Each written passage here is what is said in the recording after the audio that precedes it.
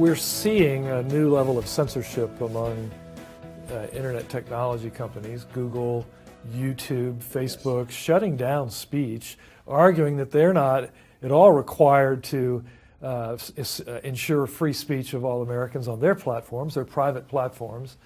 This is a little bit of a concern in that as they have reached a critical mass in the marketplace, they dominate a good portion of the news, for example. Something like 63% of all millennials get their news from Facebook.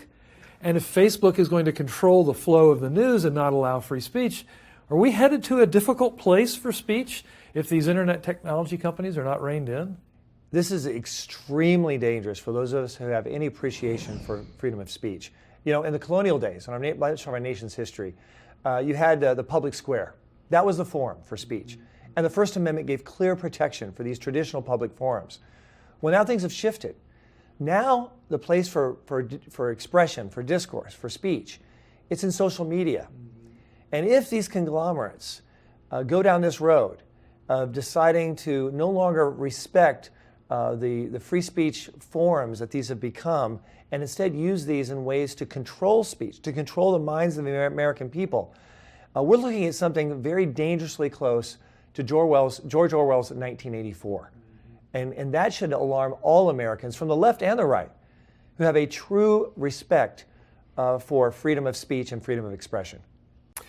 One of the things that it seems that our system of laws have protected in terms of speech better than most other forms of speech is political speech, because it's so central to the heart and soul of the American experiment.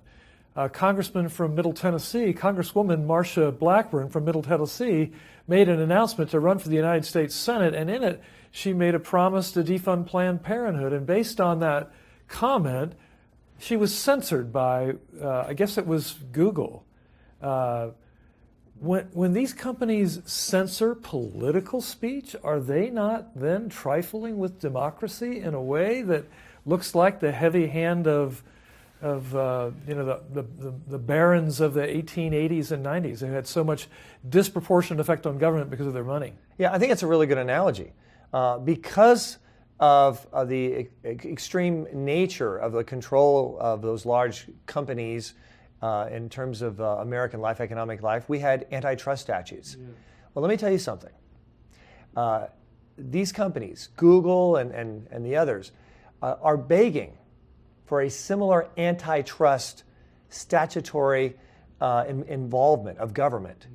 Mm-hmm. If they continue to go down this route of disrespect for differing opinions, political and otherwise. We already see this taking place in our public universities, and we at Pacific Justice Institute are very alarmed with regard to the extent to which public universities, which were once the open marketplace of ideas, are now becoming the most closed-minded tyrants of ideas that don't agree with a certain philosophy. That the fact that we're seeing this also creeping its way into social media puts us in a very challenging time in American history, none that I think any of us have seen in our lifetime, and one that must be addressed, or the outcome for freedom could be horrific for generations to come. So when we see opponents to the gospel attempt to marginalize Christians and demonize Christians, their ultimate goal is to silence us, is it not? Oh, absolutely. Their goal is to vilify us, to silence us, and to snuff us out. Or to quote the Southern Poverty Law Center, to destroy us. That's their mindset. And our response, constructively, has to be the opposite. It has to be to connect, to respect, and to engage in relationships and discussion, to breed understanding, and at the very least, true tolerance. True Christianity is really all about true tolerance. And that's why we all have to work hard to protect it. Indeed.